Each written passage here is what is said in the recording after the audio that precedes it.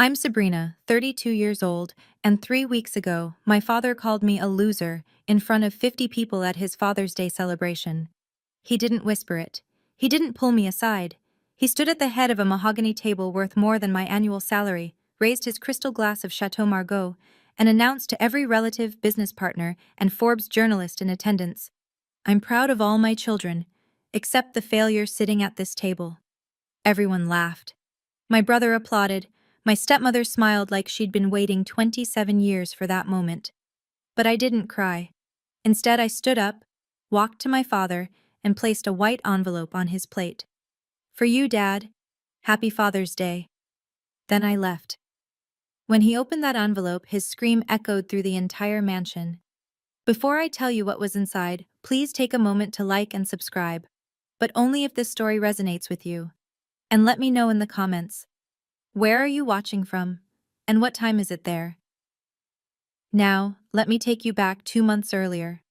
The day Aunt Ruth handed me a wooden box that my mother had kept hidden for 27 years. The Prescott estate sits on 12 acres in Brookline, Massachusetts, 4 stories of Georgian architecture, wrought iron gates, and a driveway lined with imported Italian cypress trees.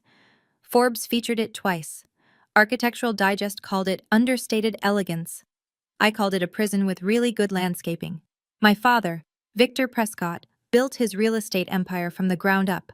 Or so he tells everyone at charity galas. The truth is messier, involving my mother's family land and connections he'd rather forget. But that's a story for later.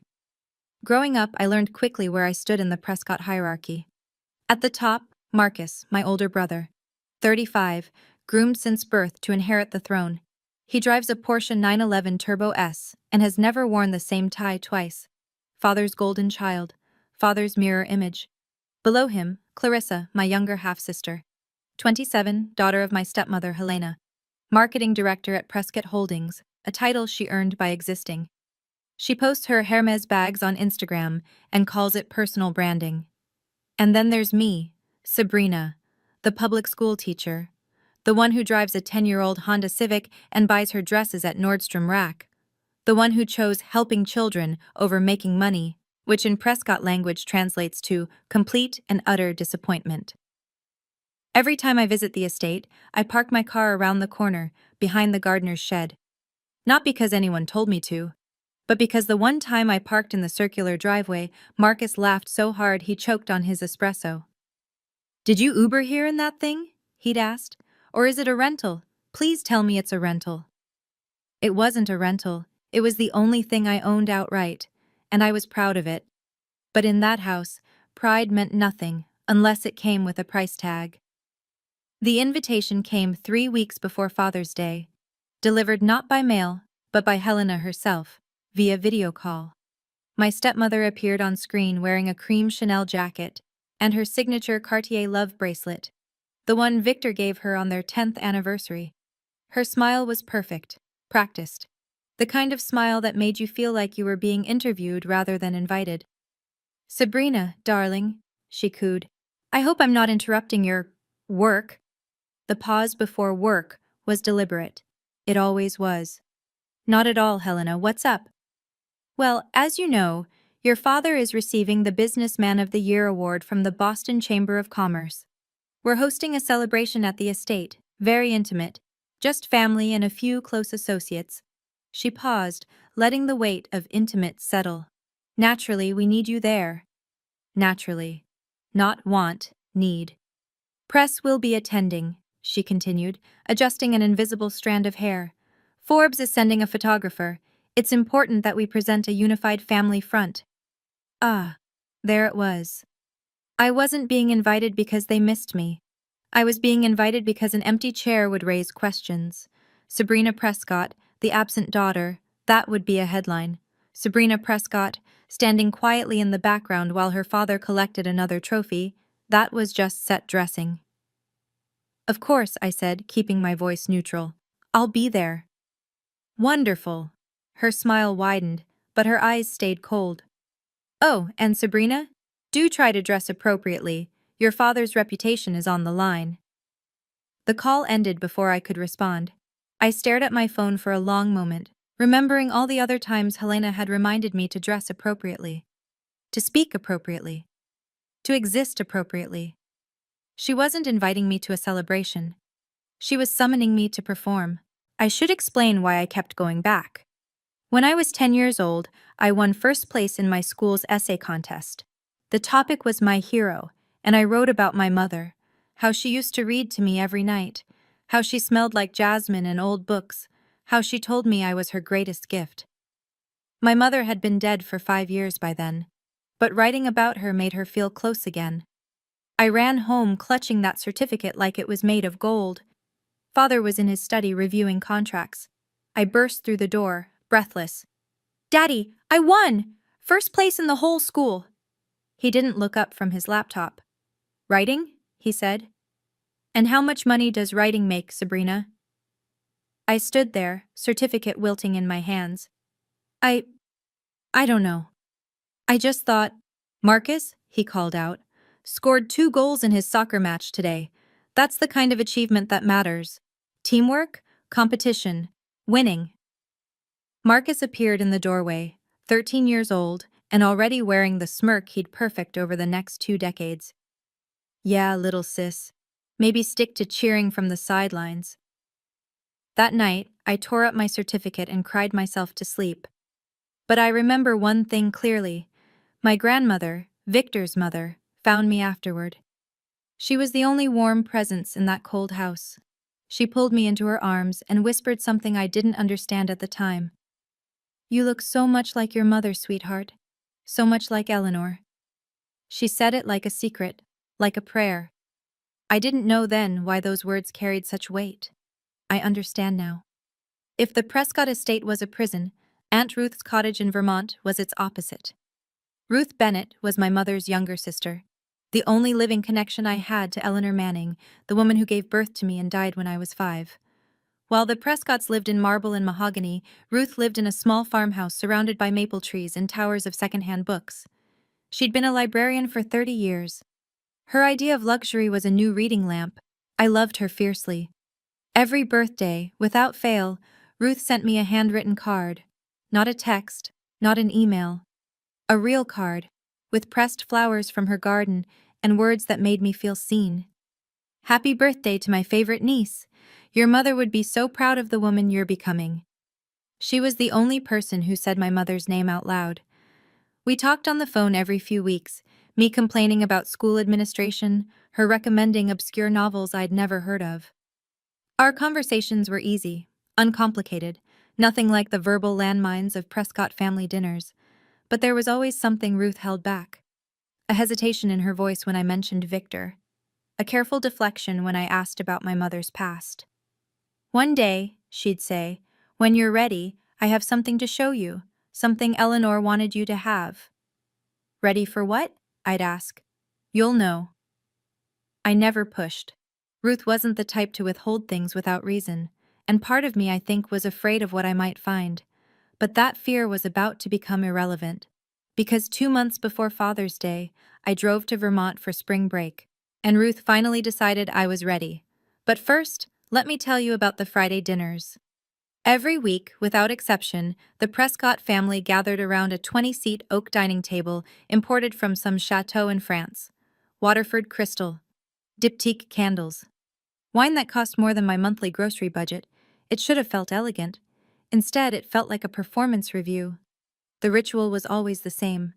Victor would sit at the head of the table, swirling his wine like a judge preparing to deliver verdicts. Helena would perch beside him, perfectly postured, monitoring everyone's behavior like a hawk in couture. And then the questioning would begin. "Marcus," Victor said at the last dinner before my Vermont trip, "tell me about the Henderson deal." Marcus straightened, preening. "Closed it yesterday, 5.2 million. They tried to lowball us, but I held firm." "That's my boy," Victor raised his glass. "To Marcus." "To Marcus," the table echoed. "Clarissa, how's the rebrand coming?" "Ahead of schedule." Clarissa flipped her hair. "The new campaign launches next month. Marketing Weekly wants to feature us." "Excellent." To Clarissa. To Clarissa. Then the table fell silent. Victor's gaze slid toward me. "Sabrina, He said my name like it was a chore. Anything to report? I set down my fork. Actually, yes. One of my students, a girl from a rough home situation, just got accepted to Boston University on a full scholarship. I've been tutoring her for 2 years. I expected something. A nod, a polite acknowledgement. Instead, Marcus snorted. And what do you get out of that? A gift card? Victor didn't even smile. So, nothing that benefits this family, as usual. Helena patted his arm. Don't be too hard on her, dear. Some people just aren't built for success. I gripped my napkin under the table and said nothing, because that's what I'd been trained to do.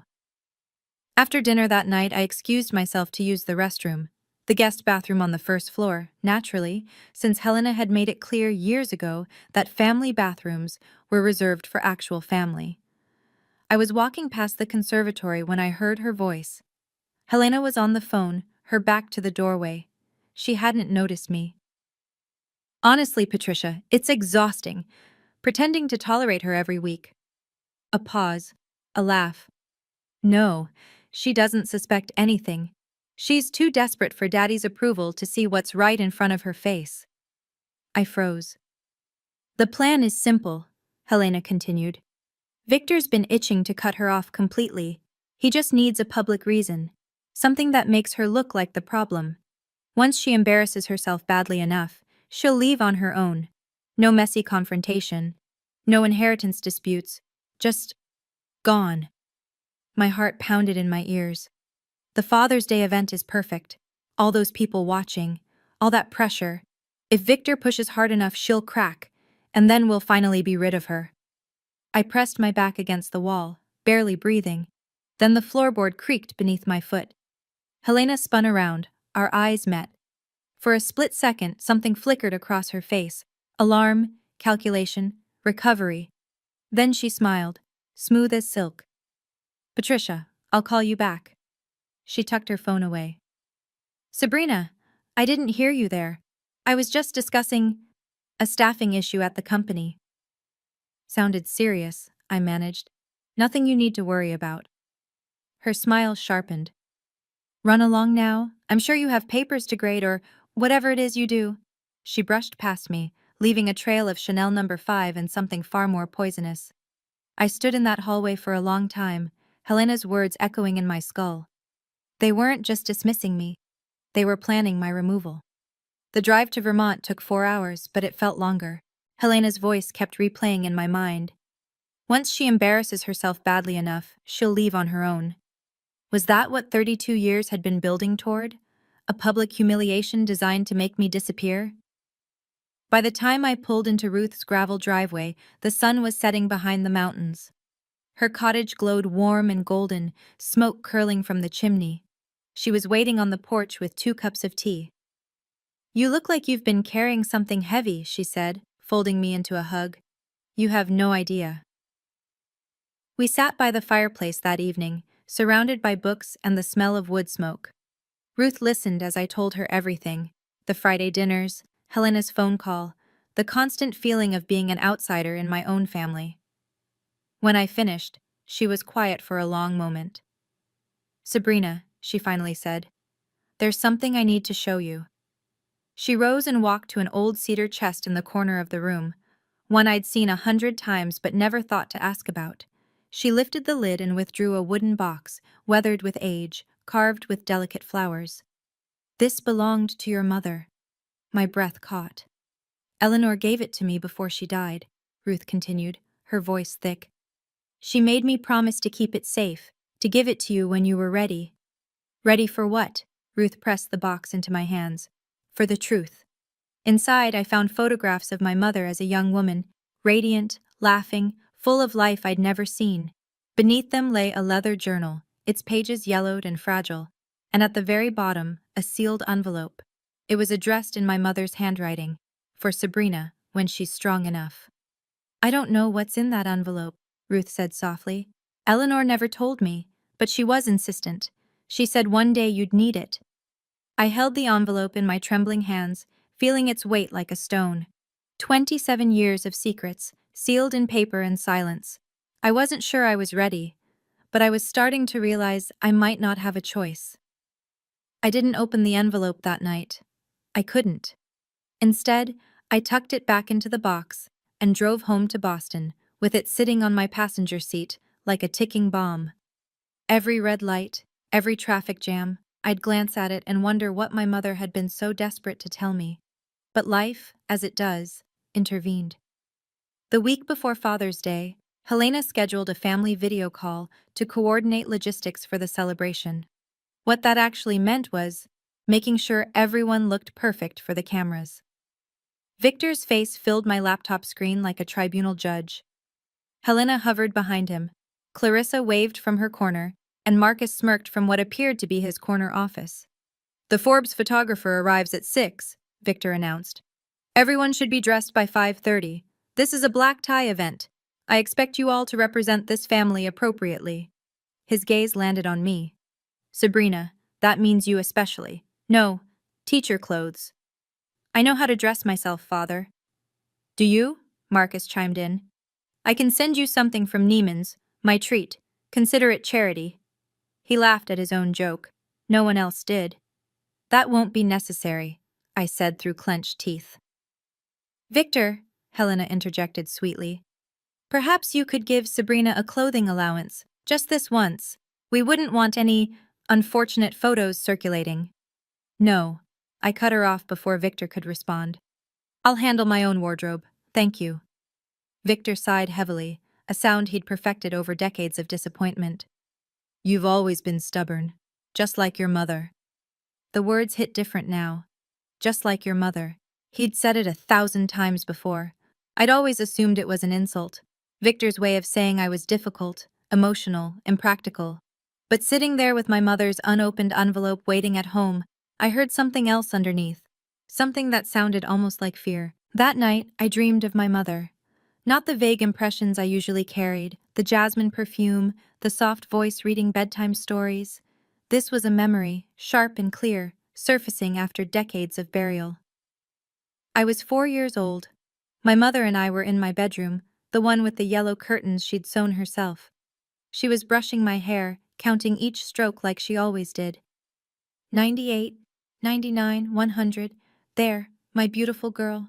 She wrapped her arms around me from behind, and we looked at our reflection in the mirror together. Her dark hair and my lighter brown, her warm eyes and my blue-gray ones. "Mama, why do I look different from Daddy?" She went still, just for a moment. "Because you look like me, sweetheart. And that's a good thing." "Does Daddy think it's a good thing?" She didn't answer right away. When she spoke again, her voice was fierce. "Listen to me, Sabrina. You are my greatest gift. No matter what anyone says, no matter what anyone does, you are loved, you are wanted, you are enough. But Daddy, your Daddy will learn." She held me tighter. "I'll make sure of it." Footsteps in the hallway. We both looked up. Victor stood in the doorway, watching us with an expression I was too young to read. My mother met his gaze, didn't flinch. "She's our daughter," she said.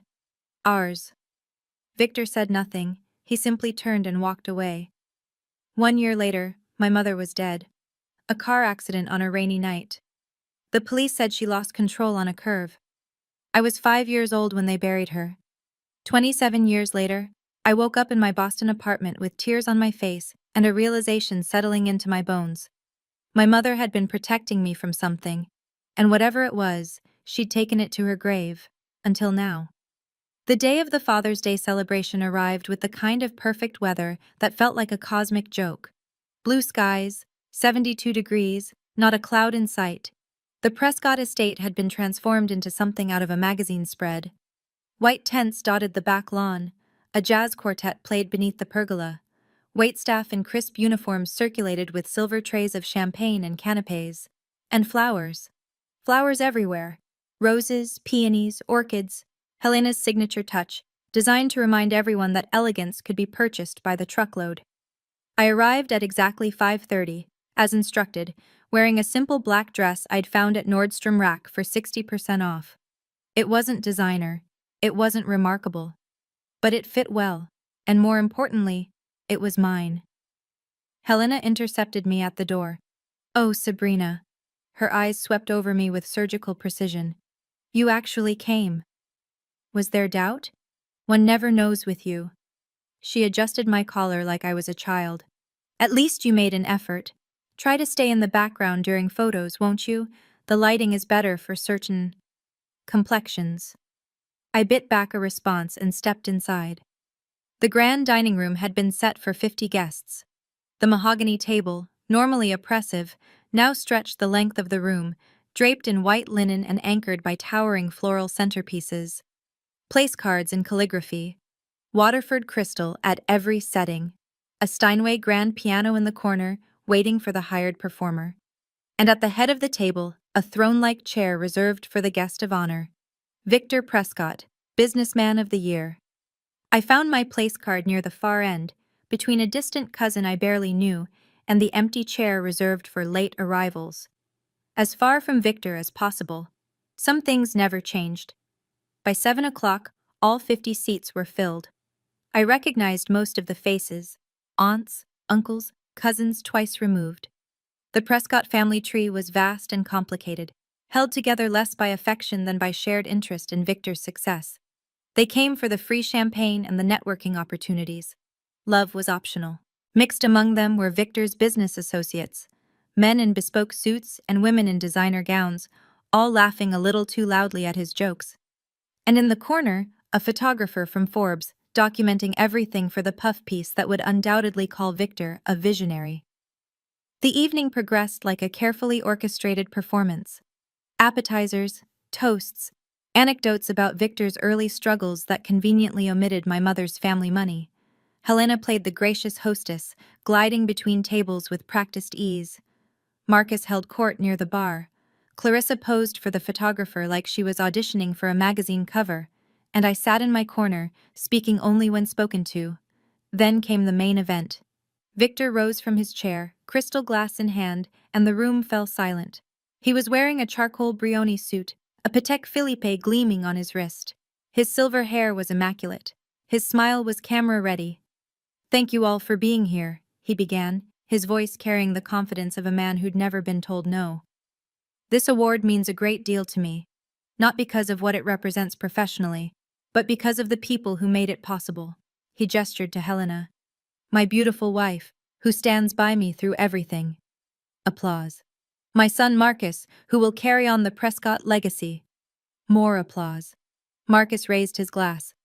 "My daughter Clarissa, who brings grace and ambition to everything she does." Clarissa beamed. Helena dabbed at fake tears. "And of course—" Victor paused, his gaze sweeping the room until it landed on me. "I am proud of all my children." Another pause, longer this time. "Except the loser sitting at this table." The words dropped like a bomb. For one heartbeat, the room was frozen. Then someone laughed. Then another. Then Marcus was applauding, slow and deliberate. "About time you said it, Dad." Helena pressed her lips together, suppressing a smile. 50 pairs of eyes turned to me, and I felt something inside me go very, very quiet. I didn't cry. I know that's what they expected, what they wanted. Sabrina, the sensitive one. Sabrina, the emotional one. Sabrina, who would flee in tears and prove once and for all that she didn't belong. But something had shifted in me. Maybe it was my mother's letter, still unopened in my purse. Maybe it was Helena's words from weeks ago, echoing in my skull. She'll leave on her own. Maybe it was 32 years of swallowing insults finally reaching critical mass. Whatever it was, I didn't cry. Instead, I stood up. The laughter died. The room went silent again, this time with confusion. I wasn't following the script. Slowly, deliberately, I walked toward the head of the table. My heels clicked against the marble floor. The Forbes photographer raised his camera, sensing something newsworthy. Victor watched me approach, his smirk faltering slightly. "What are you doing?" I didn't answer. I reached into my purse and withdrew a white envelope. Plain, unremarkable, but heavy with everything I'd discovered in the past 2 months. I placed it gently on his plate, beside his untouched dessert. "For you, Dad." My voice was steady, clear. "Happy Father's Day." Victor stared at the envelope like it might bite him. "What is this? One of your sentimental cards?" Open it and see. Helena leaned forward. Victor, don't engage with her theatrics. Open it. Our eyes met. For the first time in my life, I didn't look away first. Something flickered across his face. Uncertainty, maybe even fear. But I didn't stay to watch. I turned and walked toward the door. 50 guests parted to let me through, too stunned to speak. Sabrina! Victor's voice cracked. Get back here! You don't walk away from me! I paused at the threshold, didn't turn around. I just did. And then I was gone. Let me take you back 3 weeks.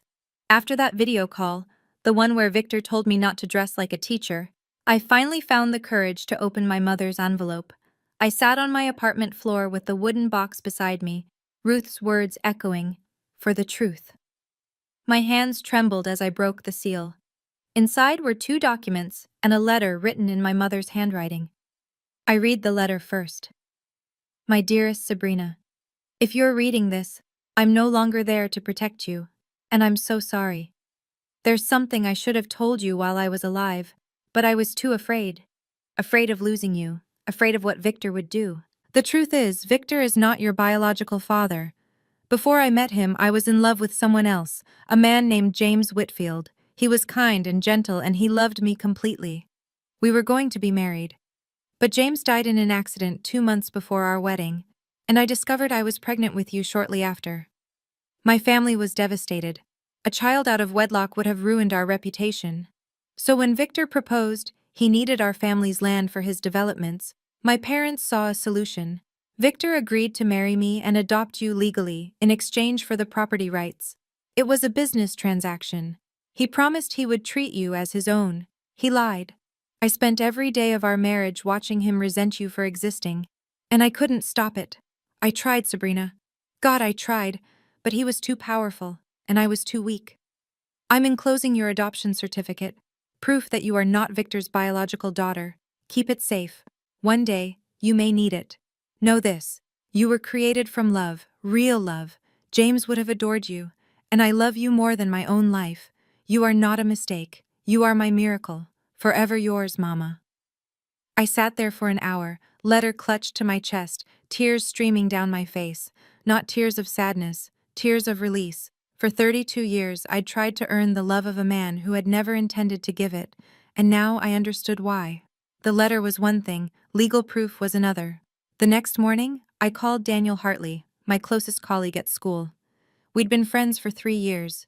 The kind of friend who shows up with coffee when you're grading papers at midnight, who listens without judgment, who never once made me feel like a failure. I need your help, I told him, and I need you to keep it confidential. Anything. I explained everything.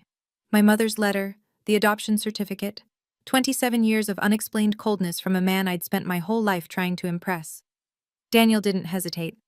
What do you need? A DNA test, to confirm it. Getting Victor's sample was easier than I expected. At one of the Friday dinners, he'd left his jacket draped over a chair. Before I left, I pulled a few hairs from the collar, strands with the follicles still attached. Legally, it was gray area. Ethically, I was past caring. The testing facility was AABB accredited, the gold standard for paternity testing. Results in 2 weeks. 14 days felt like 14 years. When the email finally arrived, I was sitting in my classroom after hours, surrounded by student essays. My hands shook as I clicked open the PDF. Probability of paternity, 0.00%. Conclusion. The alleged father is excluded as the biological parent. 0%. Not a doubt, not a possibility. 0. I sat there in the empty classroom, fluorescent lights buzzing overhead, and started to laugh. All those years, all that desperate striving, all those moments I'd thought, if I just try harder, he'll finally love me. He was never going to love me, not because I wasn't good enough, because I was never his to love. Daniel found me still sitting there an hour later, the test results printed and clutched in my hands. You okay? He asked quietly. I looked up at him with wet eyes and the first real smile I'd felt in weeks. I'm better than I've been in 32 years. That night, alone in my apartment, I finally let myself fall apart. I sat on my bedroom floor with my mother's photograph in my hands, the one from Ruth's box, where Eleanor was laughing in a summer dress, her whole life ahead of her. She couldn't have been more than 23.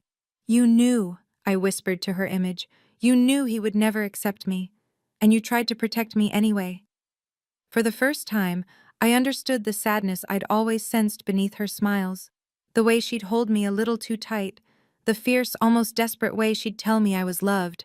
She knew her time was running out, and she was trying to give me enough love to last a lifetime. I cried for her that night, for the life she should have had with James Whitfield, for the marriage she'd been trapped in with a man who resented her child, for the accident that took her too soon, leaving me defenseless. But somewhere in the grief, something else emerged. Freedom. For 32 years, I'd carried Victor's rejection like a weight around my neck. I'd believed his coldness was my fault, that if I'd been smarter, more successful, more like Marcus, maybe he would have loved me. But the truth was simpler and more brutal. I was never going to win a game I didn't know I was playing. I looked at the adoption papers, the DNA results. My mother's letter. This wasn't about revenge. I didn't want Victor's money. I didn't want his approval anymore. I just wanted to stop pretending. I wanted the truth to be spoken, out loud, in the same room where I'd been humiliated for decades. And I wanted to walk away, not as a failure fleeing in shame, but as a woman who finally knew her own worth. "I don't owe them anything," I said to the empty room. And for the first time, I believed it. If you're still here, maybe you know what this feels like. That moment when you realize you've been chasing someone's approval your whole life, and they were never going to give it. Not because you weren't good enough, but because they'd already decided you weren't worthy before you ever had a chance to prove yourself. Have you ever had to set boundaries with family? Someone who made you feel like you'd never measure up? Drop a comment and tell me your story. And if you want to know what happened when my father opened that envelope, keep watching. Because his scream could be heard through the entire house. Before I could confront Victor, I needed one more piece of confirmation. Aunt Ruth gave me a name, Walter Green. "He was the lawyer who handled your mother's affairs," she explained over the phone, "and the adoption paperwork. If anyone can verify what those documents mean, it's him." Walter Green was 72 years old, retired for 5 years, living in a modest colonial in Wellesley. When I called and explained who I was, he went quiet for a long moment. "Eleanor's daughter," he finally said, his voice heavy with something that sounded like regret. "I've been waiting for this call for a long time." We met at his home office, surrounded by shelves of leather-bound legal books and framed photographs of grandchildren. He moved slowly, but his mind was sharp as a tack. I showed him the adoption certificate, the DNA results, my mother's letter. He read each document carefully, then removed his glasses and rubbed his eyes. "It's all legitimate," he said. "I drafted that adoption agreement myself 32 years ago. Victor signed it in my office." So he knew from the very beginning. He knew before the wedding. Walter's voice was bitter. "Your mother was upfront about her pregnancy. She offered to release him from the engagement. But Victor saw an opportunity. Her family's land was worth millions. He agreed to adopt you in exchange for the property rights. And the condition? That he would raise you as his own." Walter shook his head, but I watched over the years. I saw how he treated you at family events. How your mother would call me crying, asking if there was any legal recourse. She was trapped. We both were. I let that sink in. "Would you be willing to confirm this, if it ever came to that?" Walter met my eyes. "I'm 72 years old, Miss Prescott. I'm not afraid of Victor anymore. I should have spoken up decades ago." He reached across the desk and squeezed my hand. "Your mother would be so proud of you." The week before Father's Day, Daniel came over to help me prepare. Not prepare for revenge, I want to be clear about that. I wasn't planning some elaborate takedown. I wasn't trying to destroy Victor's business or steal his money or ruin his family. I just wanted to stop lying. "So what's the plan?" Daniel asked, spreading documents across my kitchen table. I looked at the evidence, the DNA results, a copy of the adoption certificate, and a letter I'd written myself. Short, direct, no accusations, just facts. "Dad, I'm not your biological daughter. You've known this since before I was born. Mom's letter explains everything, and the DNA test confirms it." Thank you for providing a roof over my head for 18 years. But I don't owe you gratitude for treating me like a burden I never asked to be. I'm not looking for your money or your inheritance. I release any claim to the Prescott estate. I just wanted you to know that I know, and that I'm done pretending. Sabrina Daniel read the letter twice. That's it? No, you're a monster? No rotten hell? That's not who I want to be. But after everything he's done… Exactly. I took the letter back, folding it carefully. He spent 32 years trying to make me feel small. If I stoop to his level, he wins. But if I walk away with my dignity intact, knowing the truth, that's something he can never take from me. Daniel was quiet for a moment. Then he smiled, soft and sad. You know they'll never forgive you for this. They never forgave me for being born. I slid the documents into a white envelope. At least now they'll have an actual reason. I sealed the envelope and wrote on the front, for Dad. No return address, no room for reconciliation. Just the truth, finally spoken. The night before the party, I couldn't sleep. I lay in bed, staring at the ceiling, running through every possible scenario. Victor opening the envelope in private, Victor opening it publicly, Victor throwing it away unread. But I kept coming back to the same conclusion. It didn't matter what he did. My peace wasn't dependent on his reaction anymore. I got up and walked to my dresser where my mother's photograph sat beside a small vase of jasmine, her favorite flower. I'd started buying it weekly, a ritual that made me feel close to her. Hey, Mama, I whispered to the photo. Tomorrow's the day. Silence, obviously. But I could almost hear her voice, the way she used to speak to me before bed. You are enough, sweetheart.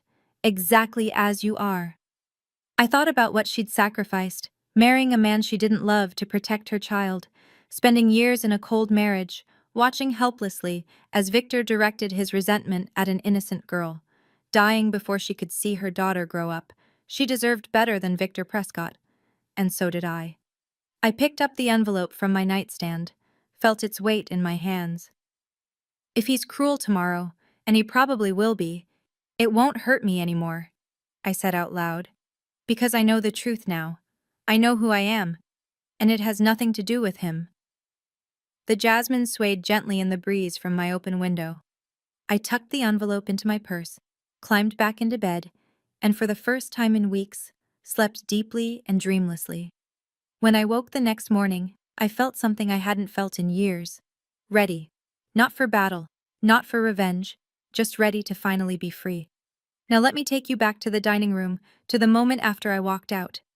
Victor sat frozen at the head of the table, the white envelope lying on his plate like a dare. What the hell was that about? Marcus laughed nervously, trying to break the tension. Classic Sabrina, always so dramatic. But Victor wasn't laughing. His hand reached for the envelope slowly, almost reluctantly. Helena leaned over his shoulder, curiosity overriding her usual composure. It's probably nothing, she said. Some passive-aggressive thank you note.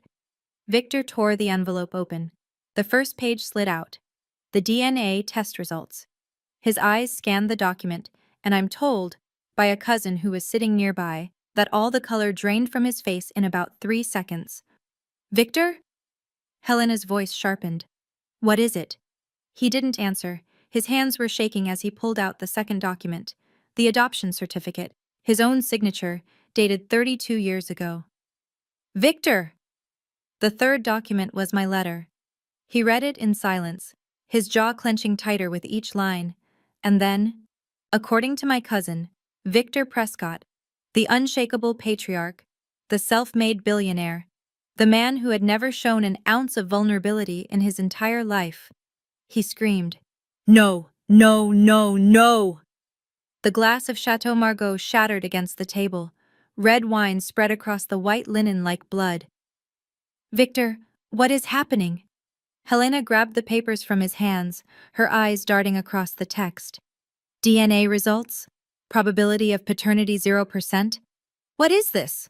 Her voice was loud enough that the people closest to them heard every word. And in a room full of gossips, that was all it took. The whispers started immediately. DNA test? 0%? Sabrina isn't his daughter?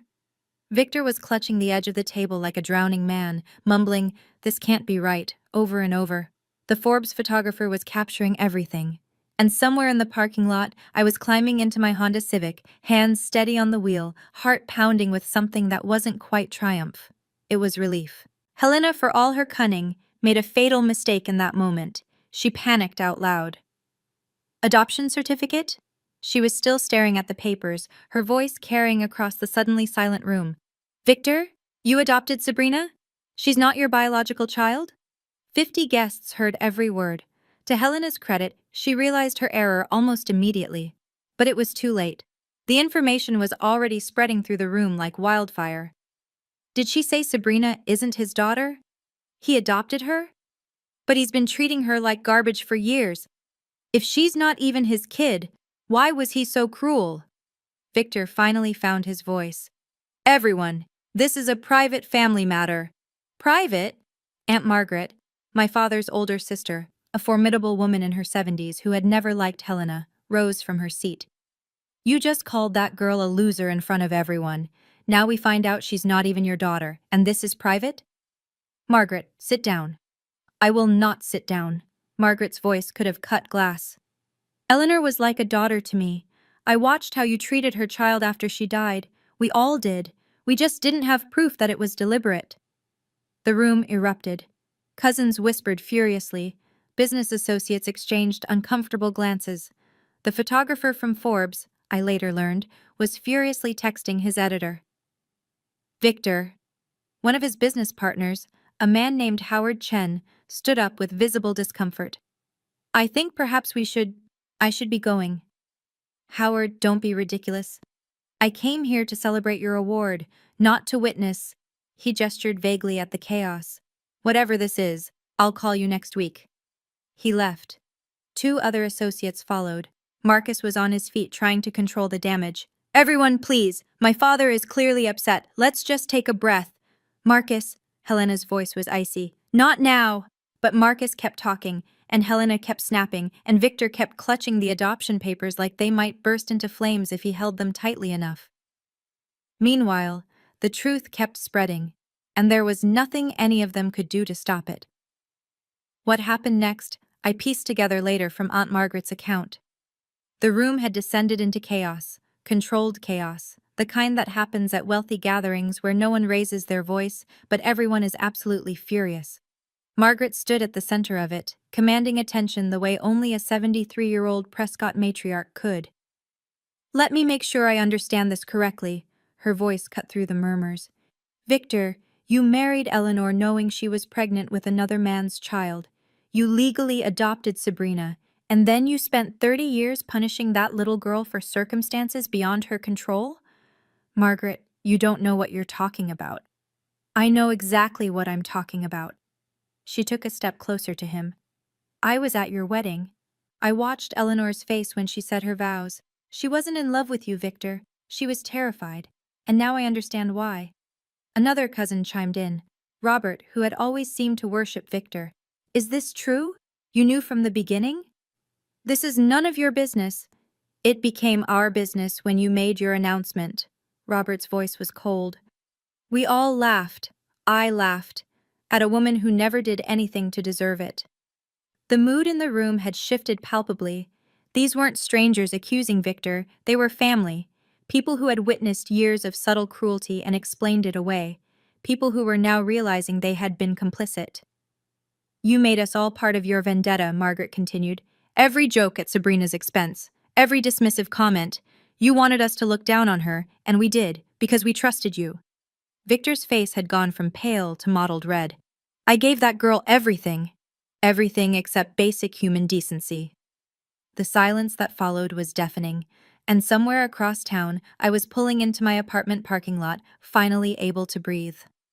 According to Margaret, the most devastating moments came from Victor's own children. Marcus was the first to crack.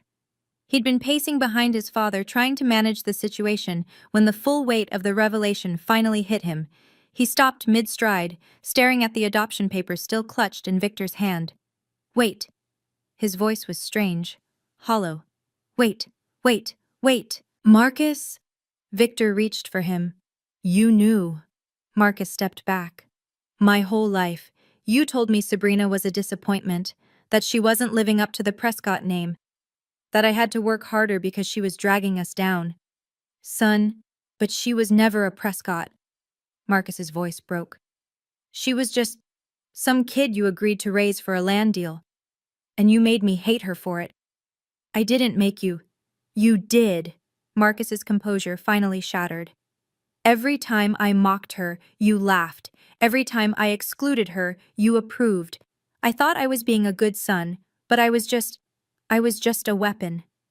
Clarissa was crying now, mascara streaming down her carefully contoured cheeks. Mom? She turned to Helena. Did you know about this? Helena's silence was answer enough.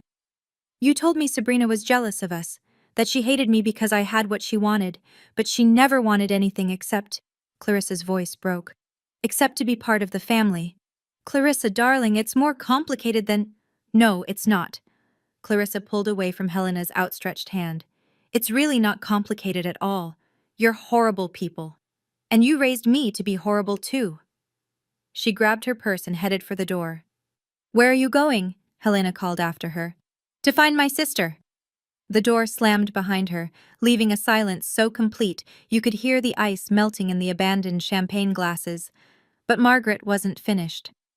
I learned later that she'd been waiting decades for this moment, not out of malice, but out of a guilt that had never quite faded. She'd known Eleanor, loved her like a sister, and she'd watched, helpless, as Victor slowly crushed the light out of her. Since we're laying bare family secrets, Margaret said, her voice carrying across the devastated room, let me add one more. Victor's head snapped up. Margaret, don't! Eleanor didn't die in an accident. The room went completely still. She lost control of her car on a rainy night, that's true. But do you know why she was driving at midnight in a storm, Victor? No answer. Because you told her you were going to send Sabrina away, to boarding school. You said you couldn't stand looking at another man's child anymore. Gasps rippled through the room. Eleanor was driving to her sister's house, to Ruth, to beg her to take Sabrina in. She was going to leave you. Finally, after years of threats and manipulation, she'd had enough. You don't know that. I know because she called me that night. Margaret's voice trembled. She was crying so hard I could barely understand her. She said, Margaret, he's going to take my baby away. I can't let him. I'd rather die than let him hurt her anymore. The room was frozen. And then her car went off the road. Margaret wiped her eyes. She didn't lose control, Victor. She lost hope. Victor looked like he'd been struck. Eleanor spent 8 years in a loveless marriage, protecting a daughter you never wanted. She was 29 years old when she died, and the last words she ever said to anyone were about keeping Sabrina safe. That's not fair. Fair? Margaret's voice rose for the first time. You want to talk about fair? That little girl grew up motherless in a house full of people who resented her existence. You don't get to talk about fair. Victor opened his mouth, but no sound came out. For the first time in his life, Victor Prescott had nothing to say. The aftermath of Margaret's revelation was unlike anything the Prescott family had ever witnessed.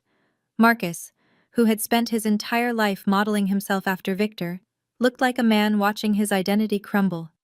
He sank into a chair, head in his hands. I called her a charity case.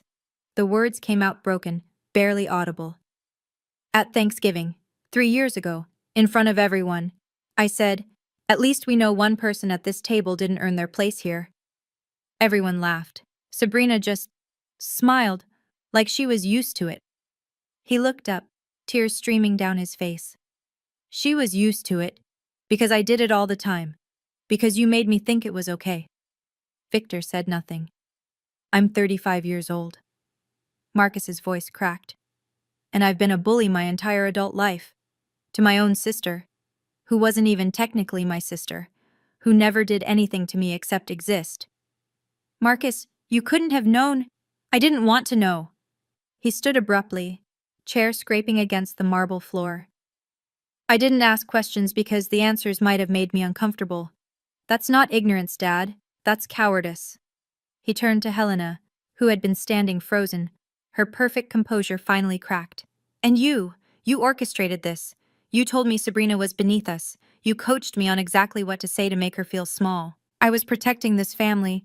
You were protecting your inheritance. Marcus's disgust was palpable. This was never about family. This was about money. It's always been about money with you. He looked at his father one last time. I don't know who I am anymore, but I know I don't want to be you. Marcus walked out of the dining room without another word, and Victor, for the first time anyone could remember, looked truly alone. Victor made one last attempt to salvage the evening. He straightened his Brioni jacket, smoothed his silver hair, summoned the commanding presence that had built a real estate empire and intimidated boardrooms for 40 years. Everyone. His voice was firm, controlled. This is a family matter. I appreciate your concern, but I must ask you to respect our privacy. Let's end the evening here, and I'll address these allegations appropriately. No one moved. I said, the evening is over. Victor. It was Howard Chen's voice, coming through the speakerphone his assistant had left on the table. He must have been listening from his car. I'm withdrawing from the Meridian project. My attorneys will contact yours Monday morning. Howard, be reasonable. I just watched you call your own daughter, adopted or not, a loser in front of 50 people. Then I learned you've been psychologically abusing her for 30 years.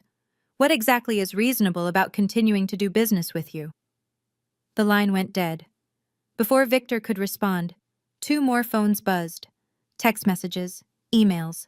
The dominoes were falling. Mr. Prescott? The Forbes photographer stepped forward, visibly uncomfortable. I think you should know. My editor just asked me to pivot the article. We'll be reaching out for comment before publication. Victor's face went gray. Get out! His voice was barely a whisper. All of you, get out of my house! Slowly the guests began to disperse, not with the satisfied air of people who'd attended a celebration, but with the shell-shocked expressions of witnesses to a catastrophe. Margaret lingered at the door. She looked at Victor one last time. Eleanor deserved better, she said quietly, and so did Sabrina. Then she was gone. And Victor Prescott stood alone in his ruined dining room, surrounded by shattered glass and spilled wine and the wreckage of a reputation built on lies. You know, sitting here now, I realize something important. I didn't destroy my father. I didn't bring down his empire, or steal his money, or ruin his marriage. I just told the truth. The truth has a funny way of doing the rest. If you've ever been in a situation where you had to choose between keeping the peace and speaking up, I see you. I know how hard that choice is, and I know that sometimes the bravest thing you can do is simply stop pretending. What happened after that night? Did I see Victor again? Did I forgive Helena? Stay with me. We're almost at the end. While the Prescott estate imploded, I drove home in silence. No radio, no podcasts, just the hum of the engine and the steady rhythm of my breathing. I pulled into my apartment complex, a modest building in Somerville, nothing fancy but mine, and sat in the parking lot for a long time. My phone buzzed. Text from Victor. How dare you, call me immediately. Text from Marcus. Sabrina, please, we need to talk. Text from Helena. You've destroyed this family. I hope you're happy. And then, finally, a text from Aunt Ruth. Margaret called me. She told me everything. I'm so proud of you, sweetheart. I deleted the first 3 messages without responding. But Ruth's, that one I saved. Inside my apartment, I walked straight to my dresser and picked up my mother's photograph. It's over, Mama. My voice came out steadier than I expected. I'm free. I knew there would be fallout, legal complications maybe, angry phone calls definitely. The Prescotts weren't the type to accept humiliation quietly, but in that moment, none of it mattered. My phone rang again, Victor's number. I let it go to voicemail, then Marcus's number, voicemail, then a number I didn't recognize. I answered that one. Sabrina? It was Clarissa, her voice thick with tears. I know you probably don't want to talk to me, but I had to say, I'm sorry. I'm so sorry. I sat down on my bed, phone pressed to my ear. Where are you? In my car, outside your building. A pause. I know you need space. I know I don't deserve anything from you, but if there's ever a chance, if you're ever willing to talk. I looked out my window. Sure enough, a white BMW was parked across the street. Come upstairs, Clarissa. It wasn't forgiveness, not yet, but it was a start. 1 week later, The consequences became concrete.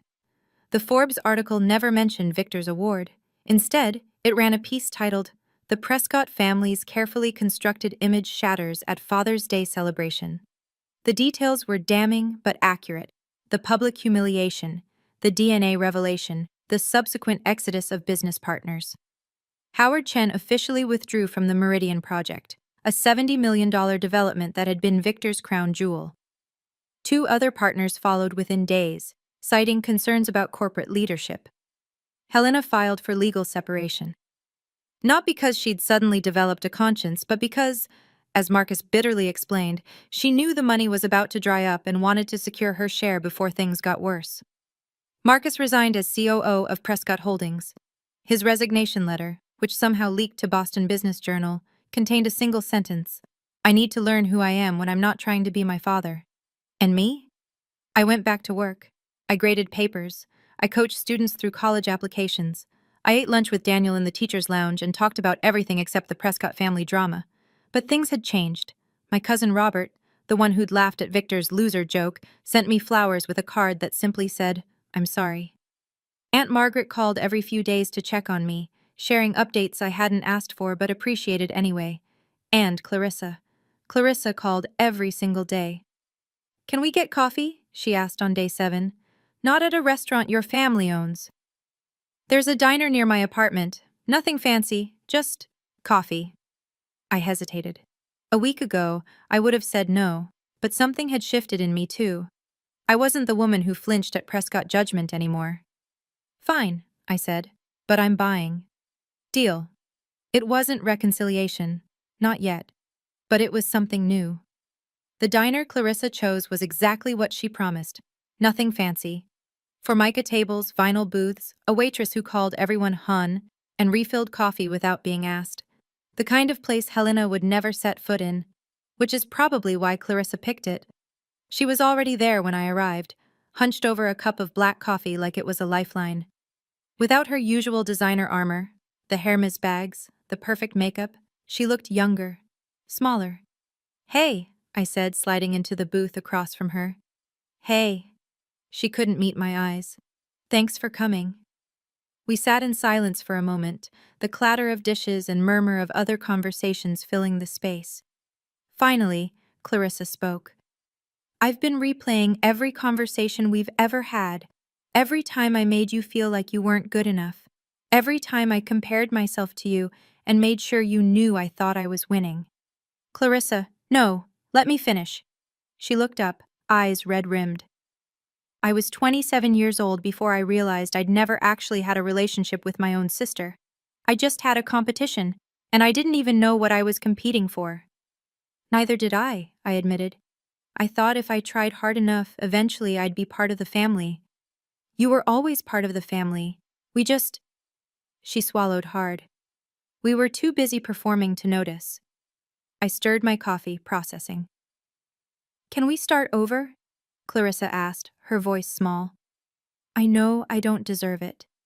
I know you might never trust me, but can we try?" I thought about my mother, about chosen family, about the difference between blood and belonging. "We can't erase 27 years of damage with one coffee," I said finally. "But we can start somewhere." Clarissa nodded, tears spilling down her cheeks. I reached across the table and squeezed her hand. It wasn't forgiveness, but it was a door, cracked open, and sometimes that's enough. 1 month after the Father's Day disaster, I drove to a cemetery in Vermont. Aunt Ruth came with me. We walked together through rows of granite headstones until we reached a modest marker beneath an old oak tree. The stone read, "Eleanor Grace Manning, beloved mother and sister, 1969 to 2002. You are enough, exactly as you are." I'd chosen that inscription myself, when I was old enough to have an opinion. At the time, I didn't know why those words felt so important. Now I understood. I knelt in the damp grass and placed a bouquet of sunflowers against the stone, her favorite, Ruth had told me years ago. "Hey, Mama." My voice was barely above a whisper. "I found your letter. I know everything now." The autumn wind rustled through the oak leaves above us. I spent 32 years trying to earn love from a man who was never going to give it. But you knew that, didn't you? You tried to protect me, and you're still protecting me, even now. Ruth placed a hand on my shoulder, steady and warm. I'm not a Prescott, I continued. I never was. But I'm your daughter, Eleanor Manning's daughter, and that's more than enough. I stood, brushing grass from my knees. I'm going to be okay, Mama. For the first time in my life, I really believe that. We stayed for a while longer, Ruth sharing stories about Eleanor as a young woman, her laughter, her stubbornness, her fierce love for books and flowers, and the daughter she'd barely gotten to raise. When we finally walked back to the car, I felt something I hadn't felt in decades. Peace. Not the absence of pain. The pain was still there, and might always be, but beneath it now a solid foundation of truth. I knew who I was, I knew where I came from, and I knew, finally, completely, that my worth had never depended on Victor Prescott's approval. You okay? Ruth asked as we pulled out of the cemetery. I smiled at her, the first real smile in a long time. Yeah, I said. I think I finally am. Thank you for staying with me through this story. If you've ever felt invisible in your own family, if you've ever worked yourself to exhaustion trying to earn love that was never on the table, I want you to know something. Your worth is not determined by people who refuse to see it. Sometimes the bravest thing you can do is walk away, and sometimes walking away is just the first step toward walking toward yourself. If this story touched you, please hit like and subscribe, and check the description below for more stories like this one, stories of people who found their voice when they thought they'd lost it forever. Until next time, take care of yourselves, and remember, you are enough, exactly as you are.